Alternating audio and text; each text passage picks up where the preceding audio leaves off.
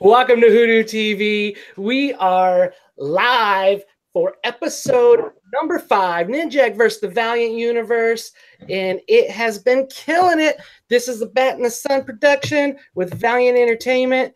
Thanks to all the creators, all the people that made it, producers Dinesh and Josh and Aaron and Sean, and then all of the actors. And I just want to do a quick roll call here. We got Chris the Ball Moose here with us as a guest as well. We have Eric from Get Valiant. He is here ready to rock and roll again. Yo. And we have a very special guest. We have Kevin Porter, a.k.a. Armstrong. Thanks for jumping on. Thanks for calling me special. If you could play Armstrong the way you did, you are special. Woo, I can't wait to get into that. That's awesome. Yeah, I mean, and thanks for joining us, man. We appreciate you coming on with us to talk about something that we absolutely love. You're asking me to come on to your show and talk about something that I love, and I couldn't be more excited. This has been a process that's taken coming up on 2 years now. And every time we shoot, every single thing that we do, that we see, every fitting that we have, every autograph signing, it reinforces how special this is. And up until now, up until a few days ago, it's been hype. It's hype. It's awesome. The pictures are great. They look like them. But now when you watch the episodes themselves, you realize it's for real. It's legit. And I'm watching me and my dearest friends up there and just killing it and making these characters come to life. And it lives up to the buildup. It lives up to the hype. And I believe it, yeah, really is living up to the hype. And everybody, you know, they're looking the parts, playing the parts. Dude, as a fan, thank you, you know, for making that come to life. Archer and Armstrong. Armstrong's one of my favorite characters, and you're doing it justice. What a crazy character. What a crazy character. How much fun is that character? He's hilarious. There's so much potential with him, and that's what I really liked about this episode in particular, is that we finally get, I mean, we got a little bit of an episode 1, but then in this episode we finally get some really classic, perfect Archer and Armstrong interaction, and I thought you nailed it. It was, I gotta tell you, it was easy to do. It was easy to get into that character, because I think that character is more at my core than Batman or any of the other characters that I've done. Yeah, who did we just recently hear that from? Somebody had piped up and said that exact same thing, that the essence. Oh, Aaron was saying that on Get Valiant. When we talked to Aaron, he was saying, like, people always ask me, are you sure Kevin can do Armstrong? Because we know him as, you know, Batman, and he did Punisher and all this other stuff. And Aaron even said, no, you guys, Armstrong is perfect. I'm loud. I'm loud, and I'm a little goofy, a little crazy. And yeah, I love being loud. And Armstrong is absolutely loud. They never have to tell me to bring it up, ever. I know you played the role. That's when I'm reading the comic books. That's kind of the way I see him, just this big guy who, you know, just like in the show where Archer was out there fighting Ninjak, and it's like, oh, hey, it's a phone call. Let me sit down here and take this call, because, you know, and you got your arm up. I mean, the just the idiosyncrasies that you had there, that's what I pictured him doing. It's like, oh yeah, hold on, you know, I'm fiddling with stuff as something serious is going on. You're like, oh, let me take a break and talk to somebody. Oh yeah, it's how it was explained to me, and you guys mentioned Dinesh, which I was really happy that you did, and Josh, and we had dinner after dinner after dinner, and it was explained to me the character that when you've been around 10,000 years, it messes with you to the point to where you become omnipresent, omniware. You know everything's going to happen, and you know, and life sometimes bores you because you've seen the same person or the same type of person, you know, 5,000 times. You've had a conversation, you know, 20,000 times. You've seen everything, and so you do get a bit bored with life, because you know people, you know the standard deviation on how people are going to interact and react and respond. And so what you end up doing is just messing with people a lot just to solicit something that's unpredictable. and you start trying to entertain yourself a bit, because when you've hung out with George Washington, Thomas Edison, and Julius Caesar, and you've hung out with everyone for 10,000 years, you have to have something to entertain you. And so the world is, and you're also super strong. You're mortal. You can't be hurt. And so you go out there and you try to find things to keep you going from day to day. And he just comes across as, on one hand, full of life, but on the other hand, bored, just bored. So do anything, just don't bore me. And the prototypes, when I first sat down, Henry VIII, Mud from Star Trek. As a Trekkie, I love that. That's perfect. Oh, and these are all mine. And also, what is it? Ghost of Christmas Past? The Big Oh, Gift. yep. Yes. Good call. Yeah, those are my three. Those are my three archetypes on what I reached for. And Nice. And honestly, I've always loved those characters because they've always been big, they've always been loud, and they've always been kind of, chill and having things under control at the same time. That's the first time I've said those three names, by the way. Oh, that's cool. It's an exclusive, WhoTV exclusive. We'll take it. And it looked like you guys had a bunch of fun filming. I was told to tell you #318. That's Chantel. And she said that she was really happy because you were one of the motivating factors that got her to jump on the project, which really cool. Can I tell that story? Yeah. I've known Chantel for about 13, 14 years now.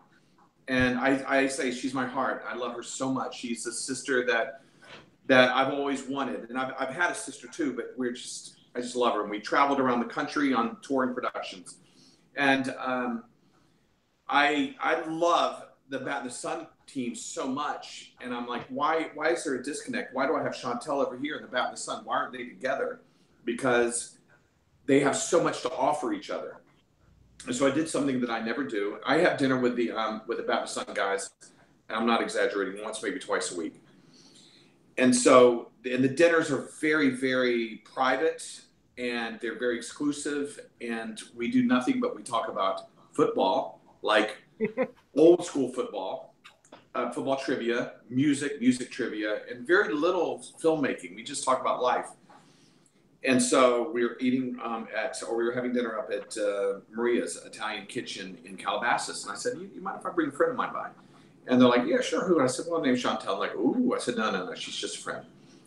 And I brought her in, and it was basically like a general interview that turned into this conversation. And how I described her, I said, guys, she's like a Bond villain. She's got the accent, she's got the look, she's got the ability, she's got the swagger. She's a total package, and most importantly, behind the scenes, she's a dear. She's a joy to work with, because when you're working 14-hour days, you can't have divas. You can't have people that aren't fun to deal with. You can't have people that you can't reach for, and they step up and they say, absolutely, I'll do it. You just can't, because we don't have that time. And I said, she's a team player, and she will make any project. And this was way before Valiant. And I said she'll make any project great. So then we met, and they loved her. We went to see her sing. It was great. A couple of months later, I am volunteering for a camp in Chicago, and it's a camp for hemophiliac children. A lot of information. I get a phone call, and it's spotty service, and it's Aaron. He texts me. He goes, can you talk? I'm like, yeah. He goes, okay, Chantel, tell me everything about Chantel. I said, talented, amazing, everything that I just said. And I said, now, are you asking, do I endorse her? 100%. He said, okay, because we had somebody drop out, and it may have been a happy accident, and we may cast her on the spot. And they ended up casting her, and it was and Dinesh and Josh thanked me up and down for that referral. The first day they're shooting, they're like, thank you so much. I'm like, she's amazing. She's a dream. #318. That's awesome. Yeah, she was super pumped when we connect with her. She's going to be on the show tomorrow night with us to talk about episode number 6. and she was like, "Oh my gosh, you got Kevin on tonight? Tell him this." So yeah, she is. What we've interacted with her has been nothing but pleasant and a joy. So that's cool to hear those backstories, and that's the stuff that we love. And then another thing that I've enjoyed, is following you on Instagram, and then just seeing these pictures of you just sporting the Valiant wear out and about, just being an advocate of Valiant, right? Really pushing it. I love that, man. That is just cool character, and that's what a lot of us fans appreciate. I've heard stories of you being at like WonderCon and going up and grabbing Valiant fans and talking to them, and just fans speak really highly about that, and we appreciate it.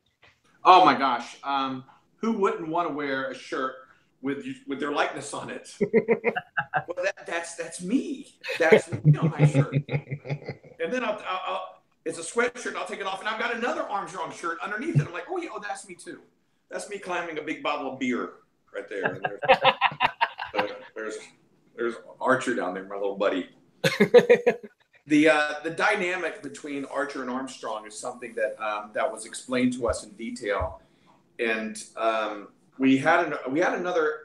I don't know if this is known. I may be just talking right out of my wazoo, but we had another Archer that was cast, but then he was quickly recast into Alex, and that was a good move.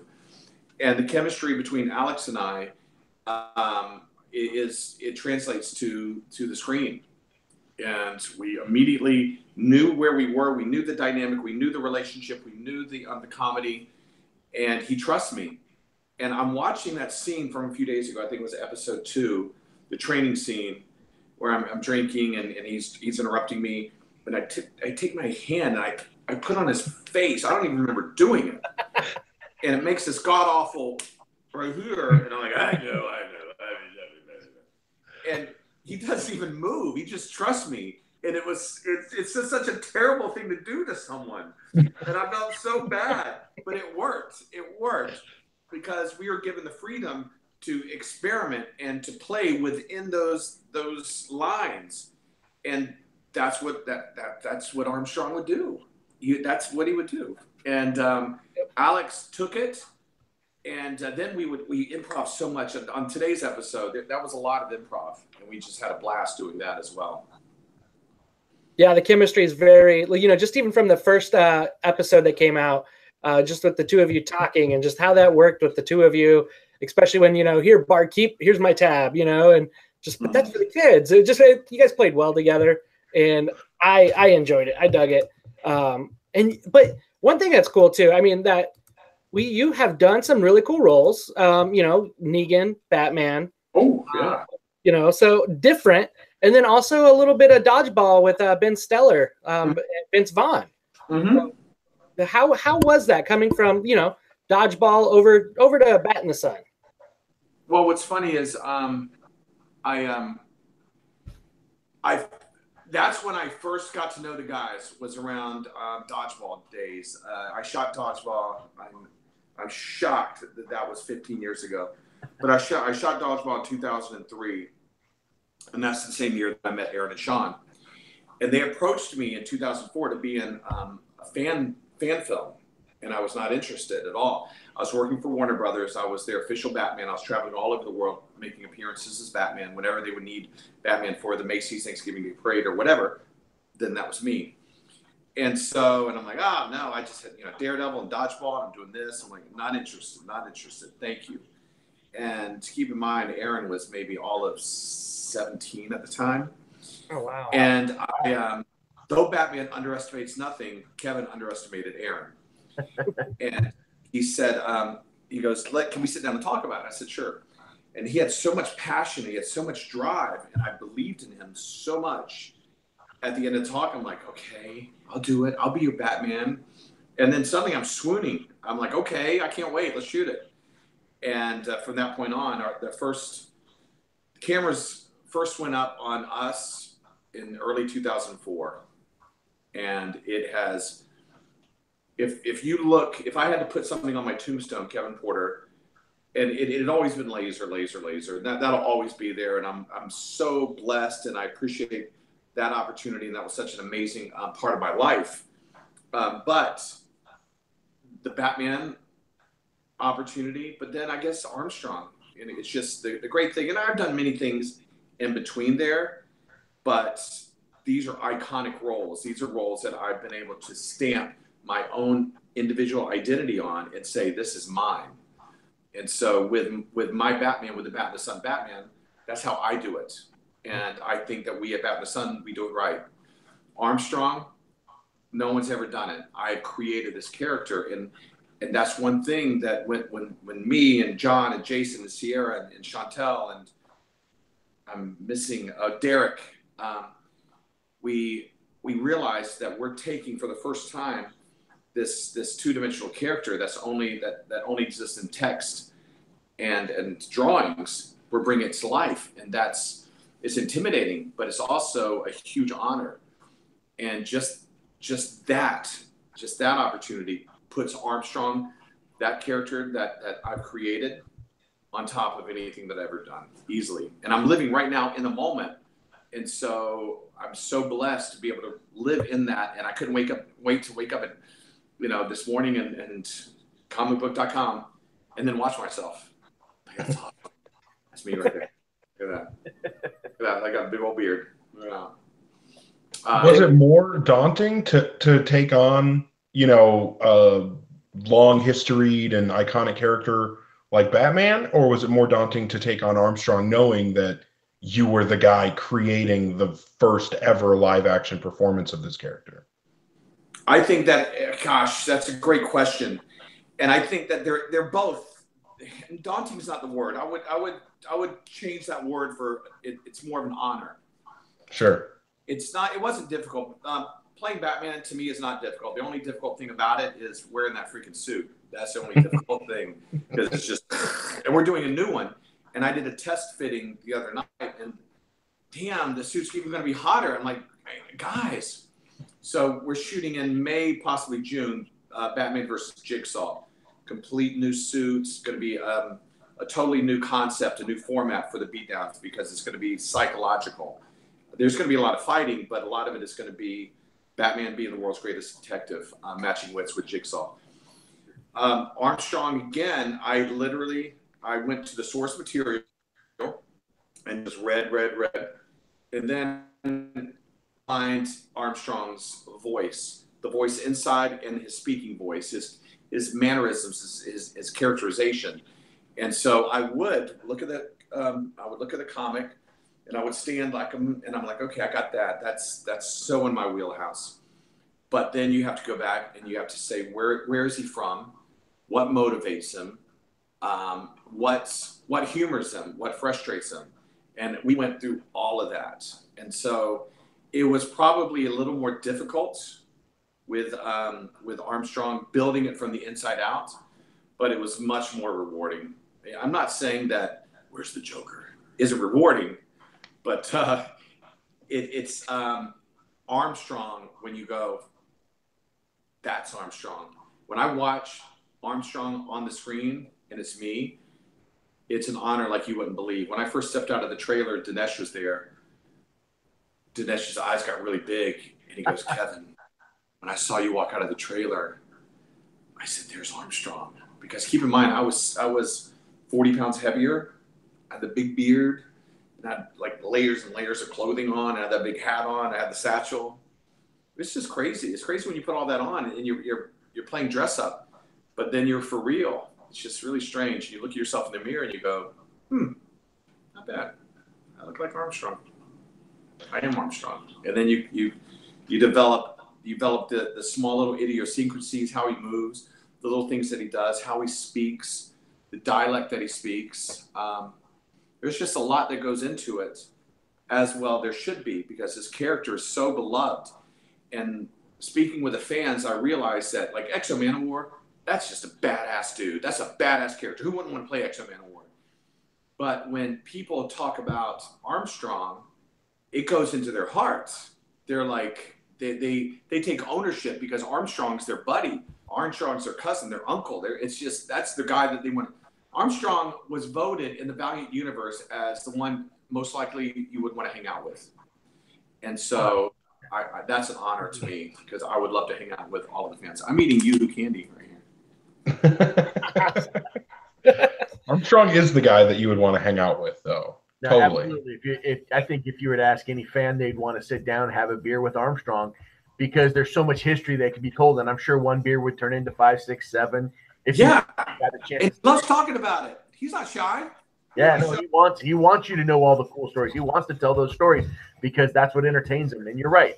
He's looking to be entertained. He's going to live forever, so he might as well have fun. Absolutely. And the fun thing about Armstrong, he probably wouldn't want to hang out with all of us because he'd have all the girls around him at the pub. Just the way he is. Tough gig, episode 1. All the girls, all hanging around. I'm like, all right, this is cool. Yep. What's interesting is we got there, and this was in a pub up in Calabasas, and I'm in my getup, and they're shooting all of Alex's and Sean Piccinino, who's brilliant. Do you guys know Sean? Sean Piccinino, actor, director, stunt choreographer. He did all. Oh yes, he did. Gosh, we just talked about it yesterday. The Netflix show. Yeah. Yes, awesome guy. So I'm sitting here, and they shot their stuff first, and it was packed with extras, and they're all sitting around, and they don't know the story. They just know that I'm one of the leads, and I'm just hanging out with those girls. I'm just drinking what was I drinking? It was like root beer, or it was like cream soda or something. But then, and that took 2 or 3 hours. So I'm just sitting here at the bar doing nothing, pretending to speak. Okay, and they're like, okay, Kevin, now it's your turn. And then the cameras turn to me, and Aaron says, okay, what we're going to do is we just want you to tell a story about Caesar salad, how it got its name. Okay, you ready? All right, like camera's up. And I'm like, all right, I got this. And so I had to make up the origin of a Caesar salad. And I had to, because now I teach an acting class, and I tell everyone, when everyone's done their job and then it says action, now it's time for you to do your job. Do your job. And so I realized the camera's pointing at me. Now everyone's watching me. It's time for me to do my job. And I can't ramp into it. I can't give it a 2 or 4 or 6. I have to give it a 10 on action. So suddenly I'm just loud and I'm talking like this. And everybody's like, damn, boy, and they're like, wow, where'd that guy come from? And I'm like, that's Armstrong. He's big, and he's having fun, and he's loud. And we do the scene, blah, blah, blah, blah, blah, blah, blah, blah, cut. And then I always look over at Video Village, and I look at Aaron, Sean, Josh, and Dinesh, and how they interact. And if I see any concern, I'm like, if the director or producer's happy, it doesn't matter how you feel. It was a good take. And they were smiling. I'm like, okay, good. Because that was the first time that Armstrong had spoken outside of the audition. First time they've seen Armstrong up on his feet, moving in a living environment. And I watched their reaction on playback, and I'm like, okay, I think we're onto something, because my interpretation meets their expectations. And when that happens, then you're on the right path. That's awesome. And you said, you mentioned 2 names on set there, and they're very beloved within Valiant, is Dinesh and Josh. What was it like working with those guys? What kind of hand did they have on set and within this project? Gosh, I don't know how much we can talk about that, but screw it, I don't care. I loved them. I love those guys. They, to me, they cast me, they hired me, they trained me. They were the creative consultant. They were the ones that infused me with the heart of Armstrong. I love them, and I miss them. And as friends, we still chat. But this project would not be this project if not for them. And I auditioned for them. And after my callback, and we did a scene from the comic book, which was challenging because comic books aren't written really to be spoken. It's very stilted, and it's non-conversational. But I said, okay. And I did it. And then we went to dinner afterwards, and Josh says, I was the editor on that magazine, on that comic book when it was produced, and I knew that dialogue backwards and forwards, and you would breathe life into it into a way that I never thought it could be. He said you were finding nuance between the words, and that's all that I want to do as an actor. is to breathe life into text. And he said, you brought it to life and you interpreted it in a way that I didn't think was possible. And that meant so much to me. That said, okay, I'm on the right track. They're giving me flexibility and freedom, and I will always, always respect and love them for that. That's awesome. That's good to hear. Good guys. Good guys. And I think, like, you know, without further ado, let's kind of get into this episode of what happened with this series so we can get to your part. Tony Nicholson. Go ahead. What was the question? So we're going to get into this episode where we can see, so we can hurry up and get to that part of you, this great fight scene that you guys had, you and Alex had with Michael Rowe. And so this episode ends up pretty cool with this dialogue of, you know, Ninjak basically, you know, healing his wounds and noticing this mirror so he could talk to these sensory nanites, and he could actually get some well-needed dialogue or like some backstory that was needed for Roku and his relationship. Yeah, it was better than straight exposition. I thought it was handled very well. Are you able to play it like right now? I wish we were. I think we're trying not to for copyright reasons and whatnot. It would be great if we could, but we don't want to mess that up. Oh, would people get mad? I don't know if anybody would or not. I wouldn't get mad. I mean, there's a way that you could play it and I could watch it right now and we could talk. You know what? I bet I could figure that out. If you guys give me 1 second, we will man. This happening. I'm down to watch the episode again too. So this may give me enough tech to get that done. I will say, if we back it up one slide, the one problem I had with the entire episode was the pills.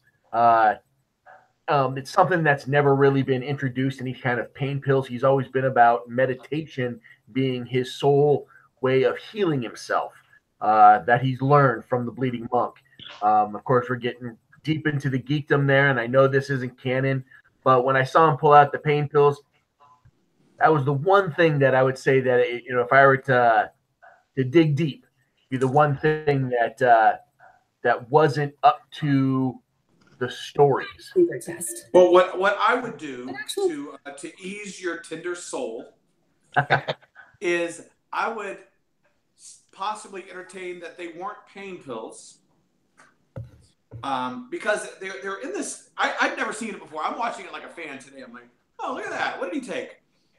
And so maybe it was some other type of supplement. I don't know. It was candy. It was you took it from your dish there. It was candy. Yeah. Let's say they were breath mints.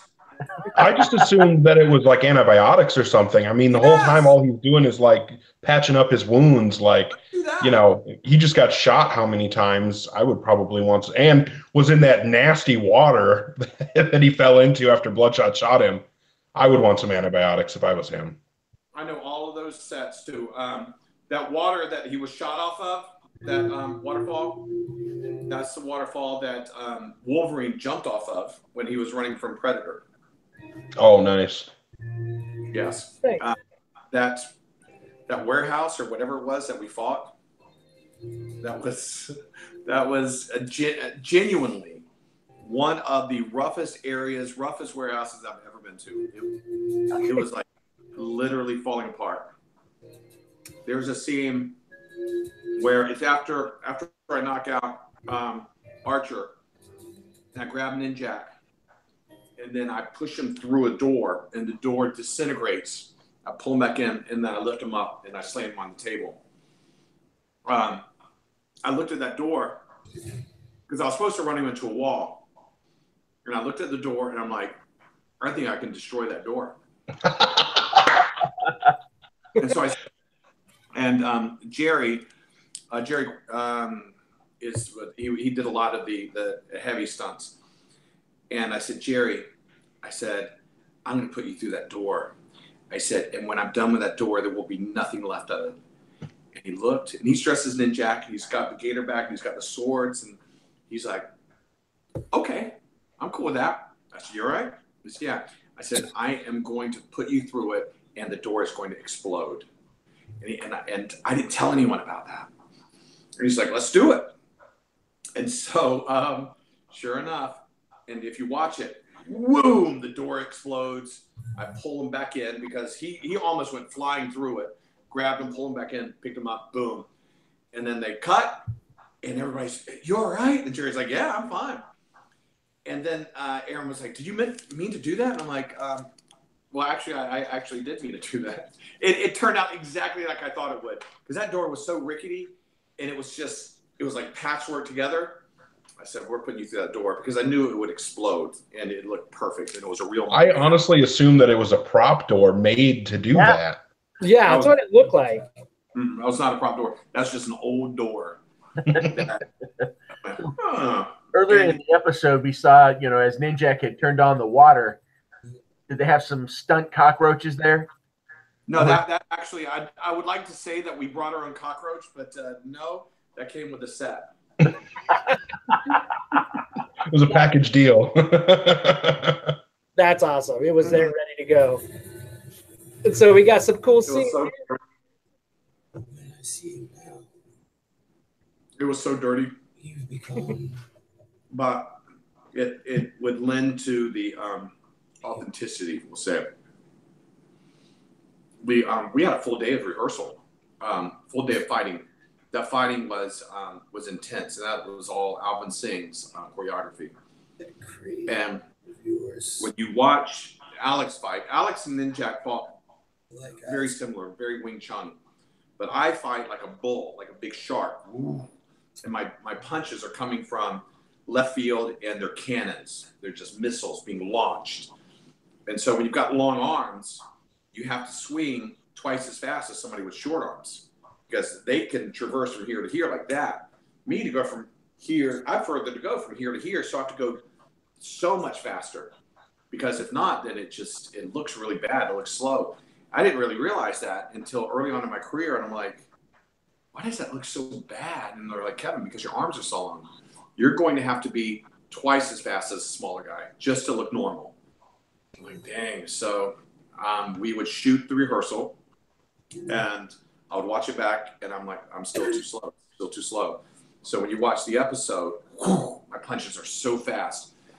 And at the end of each take, I'm exhausted, because I'm giving everything I have for those freaking punches. But I was happy. I was happy with the outcome. Yeah, it looks really good. Are we just stalling, waiting for him to figure out how to? No, it's been playing this whole time. It's not going to show the whole screen here, so it's going to give us in small screens here. Oh, I see me. Oh no, I see. There's Mike. There's Chantel. We're about to get to like one of the cool scenes right here in a second. It's about to get up. So the people at home can press a button and watch it. This is all commentary. This is great. I think probably. Oh, I love this. Right. Oh, poor guy. That was my favorite moment of that scene between Ninjak and Roku, when she just for no reason kills that dude. Oh, just tempered moment. Yeah, dude, I love that part. This right here, when he calls Armstrong, and he gets Armstrong's voicemail. I got a text like a week ago from Aaron, and Aaron said, "Hey, can you send me a voicemail on your memo?" And I'm in bed. So I'm like, "Hello, UV's Armstrong. I can't get the phone right now, but if you leave it." And I sent it to him. He's like, "Perfect." I'm like, "Oh, okay." Okay. This right here, oh man, I love watching this. Alex is great. Mike is great. They have the build up. And the thing that they like most about my character is the comedic break. And so right here, there's nothing comedic at all. So I come in, I'm imposing, and I'm just like, I'm about to lay down the law. Where's the book? And he's like, "Well, okay, don't know the book." And then this is where they gave us a little direction to improv. They said, "Okay, when you go forward and you be the good cop, you be the bad cop." And all of this from this point forward was just improv with Alex and I. All of this was that's scripted. Outstanding. Outside, I saw a whole lot of blood. That's all scripted. And then from here we go improv. And Alex, he's just so cute. He's just so cute. And then I go back into more comedic mode. And so now it's a scene within a scene, and you can see that we're all friends. You can see Ninjak kind of rolling his eyes. They do this all the time. And I'm like, "Oh, we got business, to take care of. Okay, Ninjak, is this doing anything for you? Are you buying this?" He's like, "No." Nothing. No, it's just no. And then kaboom! And then we get some action here. Gosh, I love this whole scene. These are the bombs. Those are the bombs thrown. Boom, boom, boom. And that right there, I was really punching that wall until somebody said, "Kevin, you don't really need to. We're gonna CGI that." This is a combination between Jerry and Mike, and they were so freaking fast, just so fast. What I say there is, I say Tango and Crash. that was that maneuver. That one and Punky Booster. Punky Booster. That was, when you said Punky Brewster, I'm like, what? Ooh, right here comes the wall. Boom. Oh. That goes right Body through. slam. Okay, there's a little homage to dodgeball coming up. Punky Booster. Yep, and then right here. Episode, I truly cannot dodge a wrench. Oh. And if you look right there, there's the wrench. Dunk. And then look, I sell that. I totally sell that. That is right great. there. So that was an homage to dodgeball there. Absolute homage. Absolute. That is hilarious. Mm-hmm. And then this is very Armstrong. Let me just, get on the toilet, sit on the John, have a little conversation. Do you see the pudding? I love how excited he is to tell. I love how excited you are to tell Neville that you're doing well. You're like, oh my God, you won't believe it. It was so much fun. Gosh, I watched this. I'm like, it's very much. You go out there, you do the work. I'll come in and you get out there. I'll get out there when I'm done. I'm on the call right now. You should see us. We're wiping up the floor with them. And poor Craig, he's just like, no. I'm like, what? This is awesome. Now, going back there when he has to break it down to him really slow, that's another thing I would picture Armstrong being, so, yeah. I'm kind of confused. Because Armstrong's intelligence is on such another level that he's beyond thinking these small things. He's like, what? Oh, okay. I don't get it, but whatever you need, I got it. Boy, look at Craig. He's selling it. Craig's in every episode. Never leaves that chair. And he's always got that mustard stain. Yeah, I read with Craig when he auditioned, and I knew he was the guy. I'm like, wow, he's very Jude Law. He plays Neville like such a I don't know. He's so bumbling. And right now we're having a little technical because we're streaming video on here, and we're also streaming a live stream too. So it's a second buffer. That's all right. But I also have people on my Instagram, and Tristan Morehouse is there, which is great.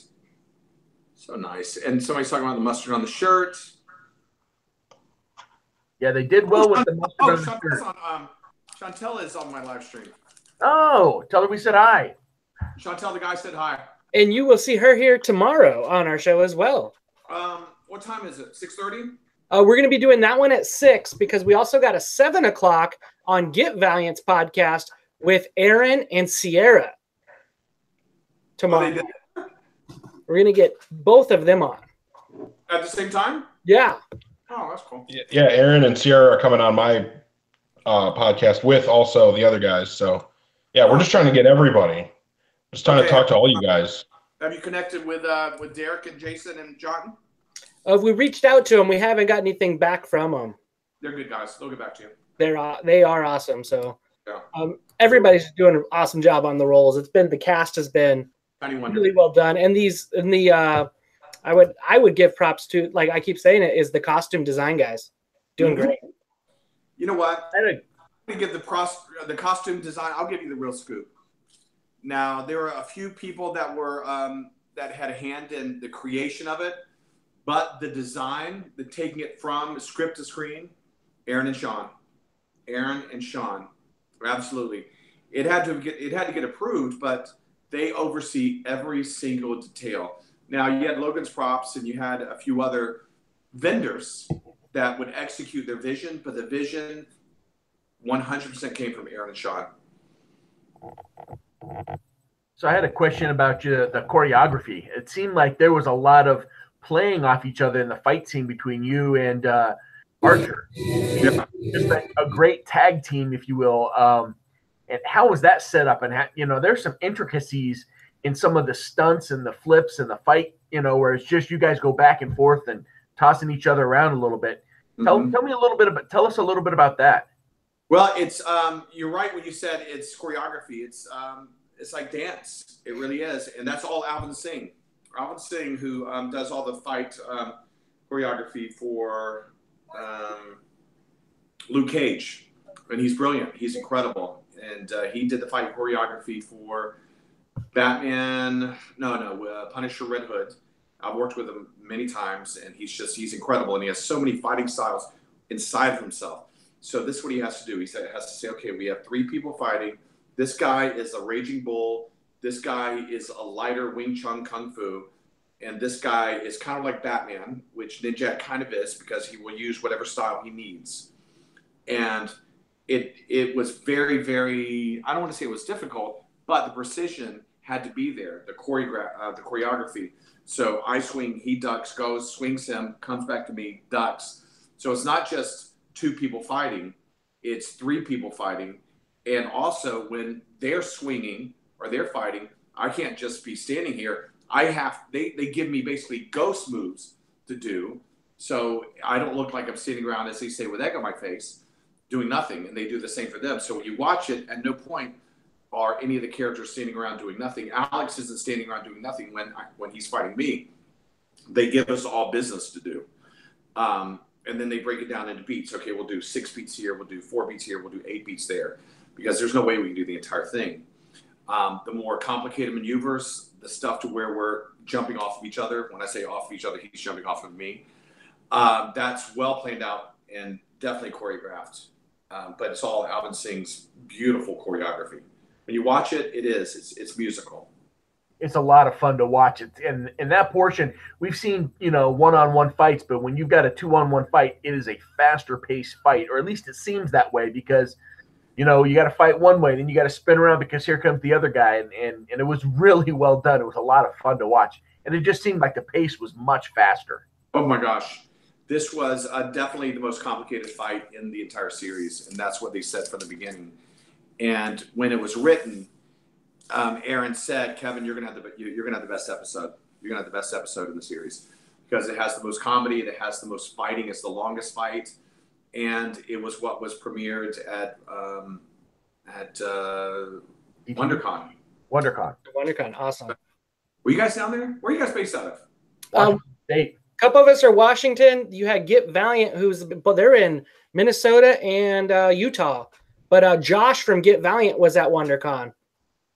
He was there, so he said he got to run into you as well. Is there an Armstrong? Yeah, I see it right there. Okay, I see the Armstrong right over there, over your right shoulder. Right there. Yeah, boom. I've got that. Oh, I want to show you something. You guys talk amongst yourselves. Right back. That's awesome. Yeah, this fight scene and how this played off there, to kind of keep context up to talk about comic stuff. I think they did such a good job of playing that humor of Archer and Armstrong, of what I love about those 2 characters. It did do well. And the fact that it was improv that they were doing it on it too. Great. And if they're fighting, I mean, in the comic books, when they're fighting the bad guys, it's kind of the way I pictured it too. I see them going off of each other as they're fighting in the comic books, as they're working together to get to a common goal.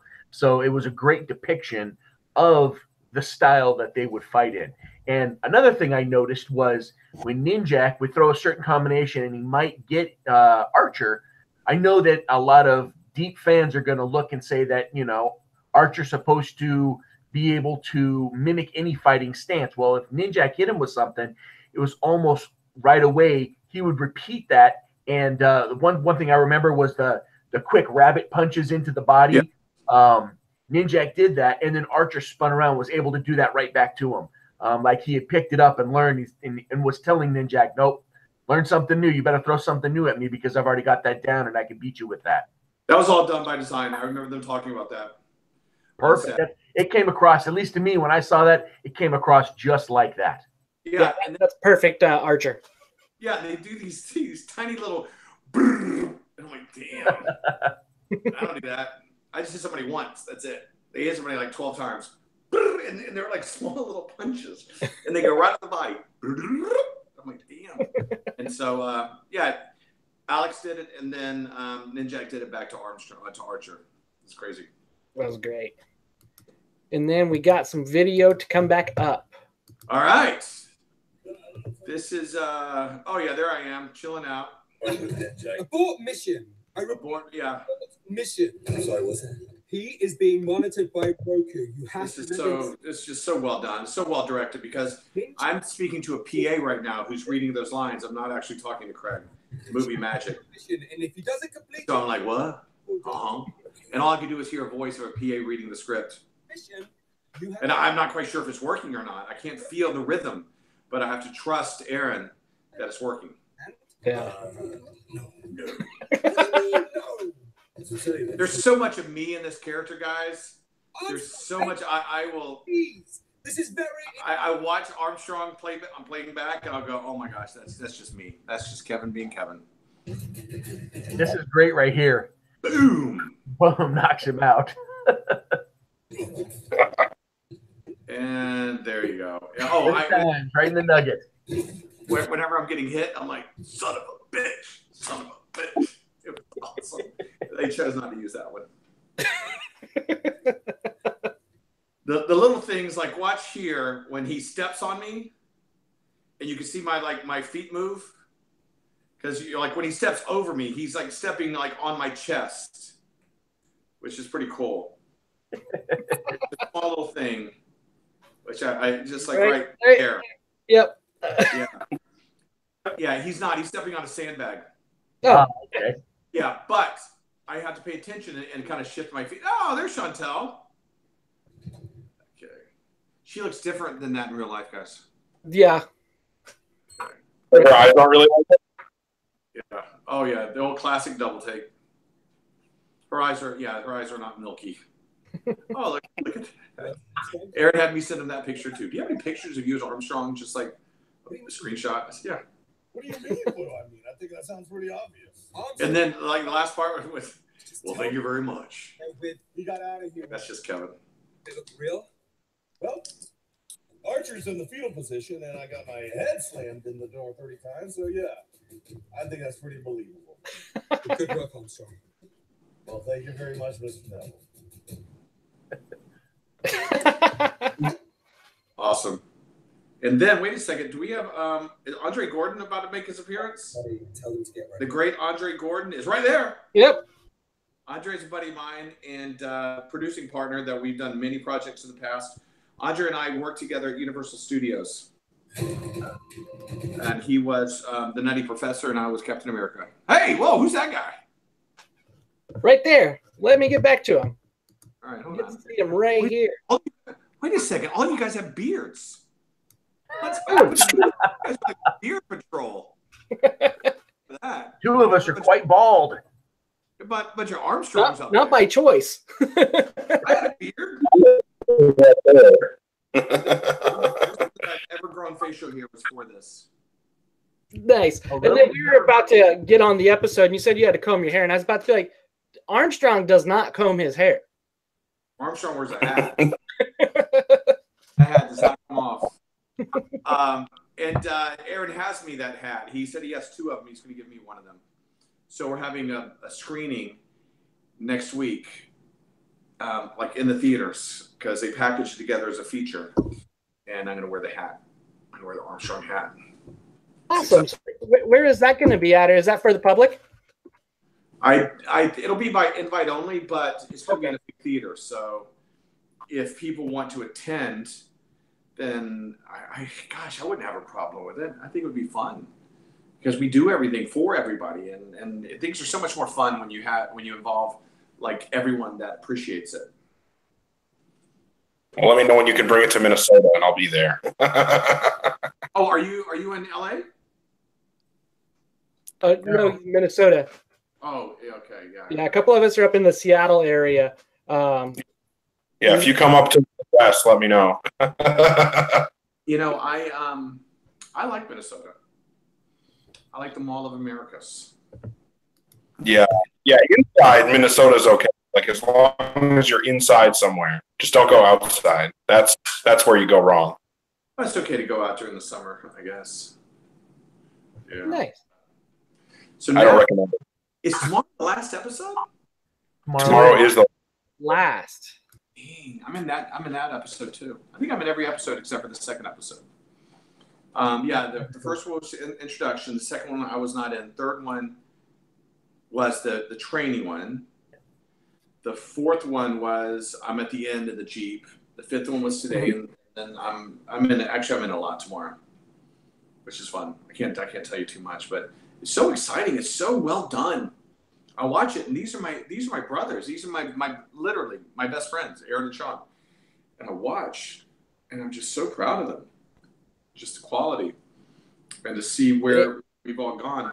Bat in the Sun started, I would say, with Aaron, Sean, and Nicole Klepper, and then I was brought in 2003. So it's a small, tight community. And then as the years go on, it's like a tree, and you have rings. And then the further you get out, you know, it depends on how long you've been in it. And so, but when it goes down to the core, it's Aaron and Sean and I always include Nicole in that. And Nicole runs their social media, and it's a close relationship. And I say it all the time. They're two of the most generous people that I've ever met in my life. They're all about loyalty, friendship, and graciousness. No egos at all. They know how great they are, so they don't need to say it. They don't need to do it. They don't need to prove it. It's in the work. That's awesome. And Superpower Beatdown is getting the credit it deserves around, man. It's amazing how many views and how many subscribers Bat in the Sun has with these. Just amazing. You know, I don't know. There's so many of them I enjoy. Batman Vader, combined between the three releases, has close to 30-40 million. That's insane. I can't even fathom that number. I can't even count that high. So we have some questions on the live chat right now for you. One of the NES Master 80 wants to know, how long ago was filming Wrapped? When did you guys make a wrap on filming? That is a great question. I will answer that question. Does that look as cool as I think it looks? Yeah. No, I don't know. Pretty cool. My head looks So I wrapped back in July, but that was picture wrap. So I was able to shave and shed all of the weight. But I have been doing voiceover and ADR stuff up until, I'm not kidding, 2 nights ago. 2 nights ago, they had me up there. And I wasn't feeling well. And I think on Sunday, he said, hey, can you come up to the studios? We have some ADR that we have to do with you. And on Monday, I was like, guys, I'm not feeling well. Can we do it tomorrow? And he said, gosh, we have to upload it tomorrow. So I'm like, all right. So I drove up there Monday, and then suddenly you're with your best friends, and you forget you're not feeling well, and you have a blast. So did that answer your question? Yeah, back in, I would say picture wrap to me was back in July. Nice. Yes. And then you've been doing a whole bunch of cons now too. Yeah. What do you tell us about some of the con experiences you've had. Well, it's great meeting the people. It's great meeting the people in a contained environment where there's a panel, and you're showing the work, and you're talking about the work, and everyone's here, and you come down off the panel, and you shake hands, and and they're appreciative of the work, and that's great. Walking around is a different story, because everyone in the panel knows who you are. So you're like, hey, cool, boom. When you're walking around, you're not quite sure. And so you're just walking, and then someone will go, you're the Batman. And I'm like, hi, I'm Kevin. And then you don't sound like Batman. And I go, well, it's not my real voice. This is my real voice. This is how I speak. Can you do the Batman voice? And I'm like, sure, I'd be happy to do the Batman voice. And they're like, woo. And then whenever I see a Batman cosplayer, I always want to get pictures with them, always. And so I go, oh, can I get a picture? And if they're fans of Batman, then they're fans of Bat in the Sun. If they're fans of Bat in the Sun, they're familiar with the work that I've done. So they're like, can I get a picture with you? And I said, let's do it together. And the first thing I do is I look, and I look at their suit, and I look at their style, and then I look at what they made themselves or what they purchased. And by purchase, meaning they purchased it from like Reeves FX or some high-end company. And the people that made their belt themselves or the gauntlets, I spend a lot more time with, because those are true enthusiasts that put all the time and the work into it. And I love, and I will go through every part of their costume with every single one, because I'm truly excited for them. And I think that they get a kick out of it, because I'm with the Bat and the Sun guys. And it's kind of like, it's a nice nod coming from what I would view as authorities in that craft or in that realm. That's awesome. And what was your take on all the crazy Valiant fans? Because we know that we can be a unique bunch of people. My take on the Valiant fans, you guys are all early adopters. And so it's like you guys have always had this secret, and you're part of a really cool club. Maybe you guys are only ones that think it's cool. I don't know. I think it's super cool. And now the secret's about to get out. And so you're going to have these people that didn't even know who Bloodshot was last year is going to be a huge Bloodshot fan. And you're going to be like, you can't be a huge Bloodshot fan. I've got pictures of me at 10 in a Bloodshot shirt, you know? And so on one hand, your baby is about to explode, is about to get out there, and everyone's going to be familiar with it. So, but also on the other hand, you're going to have to include a lot more people in that cool little club that you have, if that makes sense. Because the people that know their stuff, they know it very well, and they're very, very protective of it.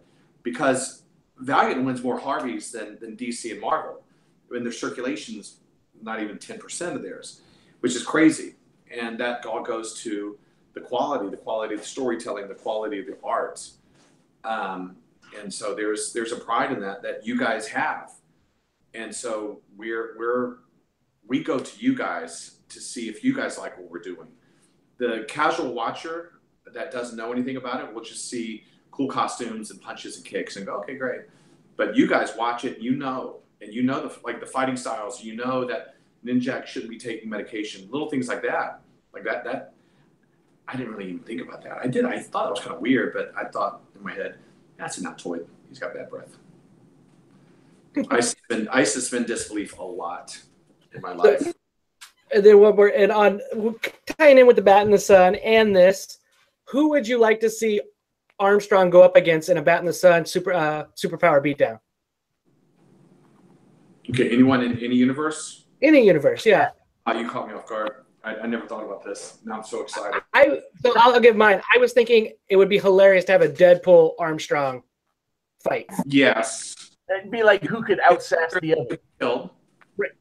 But and they're both funny. They're both loud. That's actually a really good one. Deadpool's coming up in Deadpool versus Deathstroke. Did you guys know that? No, that'd be cool. Oh yeah. That's in the books. That's coming up. The next one that we're shooting is Batman Jigsaw. Then we're doing the animated Avengers versus Justice League, and then we're doing Deathstroke versus Deadpool. But gosh, I was thinking someone stronger, bigger and stronger. Somebody on our chat just threw out Hellboy. Someone brilliant. Yeah. Someone Dario, brilliant. good job, man. Good job. Okay. Chris, you guys got any questions for Kevin? Well, not necessarily Valiant based, but I'd seen you as Batman, but didn't really necessarily connect the faces, I guess you could say. It wasn't until I saw you in the full Negan get-up that I said, wait a minute, that's who's playing Archer. I mean, not Archer, but Armstrong. And that's when it dawned on me. I'm like, oh, wow, this is great. And I think I probably watched that Negan versus the Joker 2 times, just enjoying it, ingesting it, all of it. What was that experience like for you? It was great. That's always the knee-jerk reaction. No one ever says, oh, it's horrible. No, it was great. And I'm going to go in order. It was great because it was dialogue-driven, and I was able to put my stamp on that character. I was familiar with, of course, with Jeffrey Dean Morgan's version, but I didn't study it. I went more towards the source material, and as I said earlier, I wanted to give my interpretation of it. So I enjoyed the dialogue at the beginning. Love that.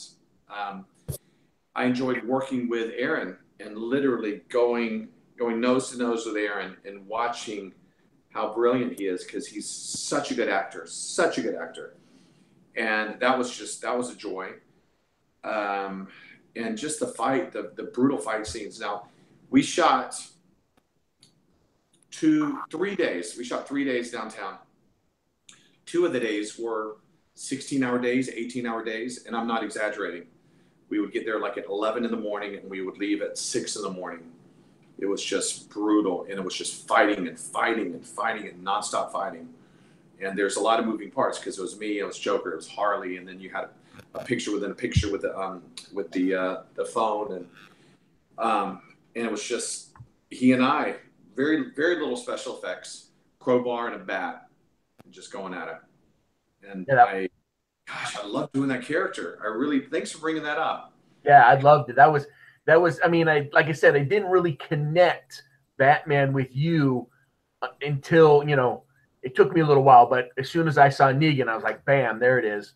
Now I know who that is. Yeah, who's that guy? Who's that guy? He's the tall guy with the voice. It's not even like my voice. The Negan voice I liked because it was a little southern, kind of came out like that, a little bit of a drawl. I love that voice. I'd like to do that voice more. No, it's just kind of real easy, and I just drag. I love that voice. It just reminds me of my relatives growing up. I was born in the South. I went to school in South Carolina, Mississippi. Lived in Louisiana, northern Florida, next to Georgia, Jacksonville, Florida, where Leonard Skinner is from. So I'm no stranger to the Southern sentimentality and cadence of speaking. I love that. I love the voice, because I think that if you have a really good character and you just play the voice, if you're doing a really good job, then someone will go, okay, that's Armstrong. Okay, that's Batman. Okay, that's Negan. And like Punisher, I never really came up with a voice for Punisher. My Punisher was kind of like a less growly Batman.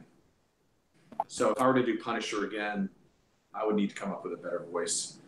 So why don't we get you as the Punisher to go after JDF as Bloodshot? What me as Punisher? Yeah, absolutely. I've never fought Jason. I've been in a few projects with him. We had Taz Caden Black Unicorn, which that was a pilot for a show that we're doing, and actually it's not on the shelf, but it's on one of the burners, we'll say.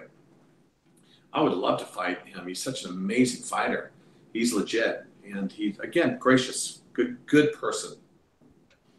Yeah, we got the pleasure to meet him when he was up at Emerald City a year ago, and it was a lot of Bloodshot stuff there. So yeah, definitely awesome. And then another question on our chat was, if there was a comedy team ever, who would you compare that to with A&A? Oh, that's a great question. I've thought about that, and I would say I like Abbott and Costello. I'm going classic, old school. I would say Abbott and Costello is a little slapstick. Yeah.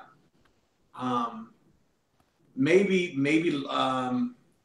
Lewis and Martin and Lewis. But that's a great question. I gave the right answer, right? Meaning, I think somebody else in the comic in the chat actually put that in there too. So Albert Costello, that's good. That's good. So, someone else said that? Yeah, somebody else mentioned that too, right underneath it. So good call.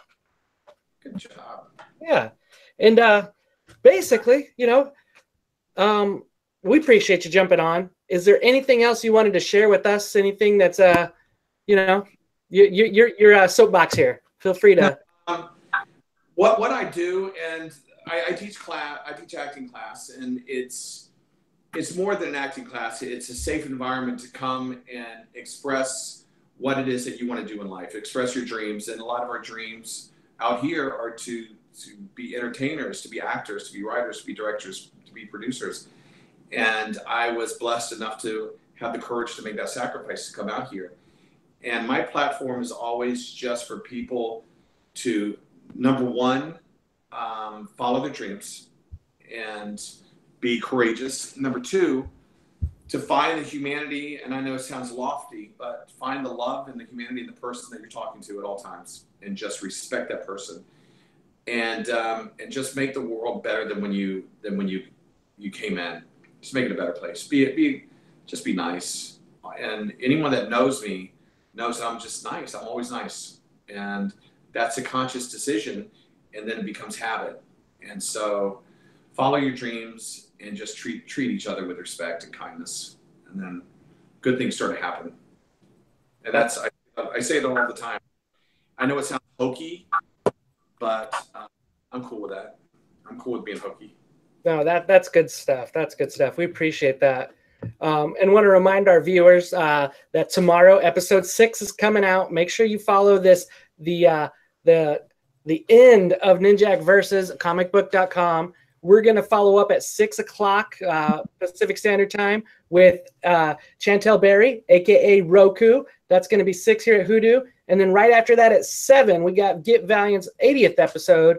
And they're gracious enough to have us on the show as well. Or, me and Chris are going to jump on with Eric and Josh, with also Aaron and Sierra. Livewire and the director, producer, Bat in the Sun of this show is coming on. So check that out. And then make sure you're subscribing here and you're subscribing to Get Valiant. But also make sure you are going to the Kevin Porter on Instagram. Guy is he's got a cool page to watch. Thank you very much. You guys have been a joy. I love your comic books back there. I wanted to go show you. I have an Archer and Armstrong 0 Gold Edition. That was given to me by Dinesh when I was first cast. Oh, that is awesome. Oh yeah, it's super. It's around here somewhere. I didn't want to. And I'm lucky enough to have one of these. Your name on it.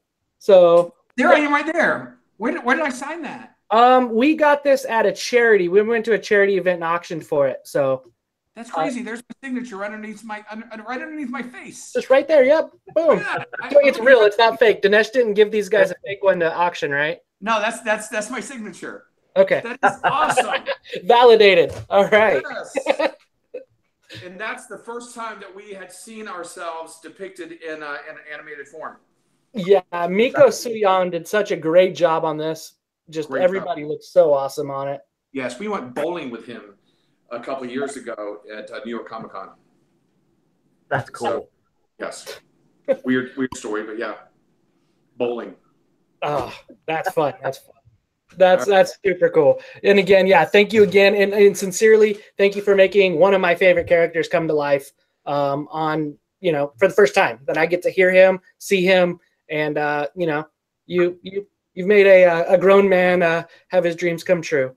So my interpretation of Armstrong lived up to your expectations on what Armstrong should be? Yeah, I would have to say so. You sure did. Okay. I totally agree that you nailed it. That means a lot. You have no idea, because, like I said, it's easy to make fans of someone that they have no expectations. But when you're a fan and you hear Armstrong speak in your head, you're like, how is he going to be? How is he going to be portrayed? So meeting that expectation to people that have valid and informed expectations means a lot. So thank you. That's good. That's dude. Yeah, really, you did it. You nailed it. And then one final question that NES Master 80 has for us. He says, any questions for our guests for tomorrow that you have for them? Any questions for Chantel? Any questions for Aaron or Sierra Foster? Okay. Ask Sierra how she came up with her signature electrical shooting style. Okay. And how was it working with the awesome Kevin Porter and keeping a straight face?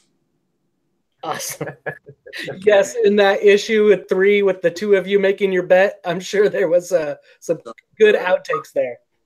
It was so good. It was so good. All right, for Aaron, what does he prefer directing better, Armstrong or Batman? These are good questions. Good question there. Yep. Quality. And Chantel, where does she have to go? Her depiction of an antagonist is still slightly evil but whimsical. Where does she draw the evil from, being such a sweet person? Nice. Great questions, guys. Those are some great questions, and we're gonna that's gonna be awesome. Okay. That's Are you awesome. gonna put them there for me? But we will. Yes. Okay. Yeah, we'll see. We got them in. And After they answer them, say that was from Kevin Porter. And if Chantel's watching right now, pretend you didn't hear it here. Surprise tomorrow. As soon as I get off the phone, as soon as I get off here, I'm gonna text her. Yeah, and Sierra's been posting our stuff too, so she better act surprised too tomorrow on Get Valiant that she didn't know those questions were coming. Yeah, Sierra. Oh my gosh, everyone was such a dream to work with. Everyone was. So I have to give a huge, I don't want to call shout out. I have to give a huge nod and a bow of just immense respect to Derek Thieler, just a gentleman and so talented. The same thing with John Morrison. And these guys are all specimens. They're just jacked and hey, there's some of them as we're talking about with Thieler there, and then there's Mike Rowe. Yep. Mike Rowe, super chill, super nice. Craig, of course, I've already spoken about. Sierra, again, just elegant, strong, powerful. Look at all these pictures. Some good. That's Sierra and me and Alex. Alex, I've said again, gracious, generous, and he got the shtick. He got the shtick, which was great. Jason, I've already talked about. Jason was the unofficial leader of the cast. And then just wait a second. Why am I not in that picture? I don't know why you're not in that one, to be honest. Be deleted. That picture needs to never be seen again. It's taken off. I just noticed that. Yeah, you and Archer. You and John Morrison's not on there. Morrison's not on there, and we don't have Chantel and Shadowman. So yeah, that picture is incredible. And Damien. I do not acknowledge that picture exists. They're gone. All right, guys. Thank you so much. I'm gonna grab something to eat. All right. Thanks everybody for jumping on, and again, thank you, Kevin, for jumping on as well. We appreciate it. Absolutely.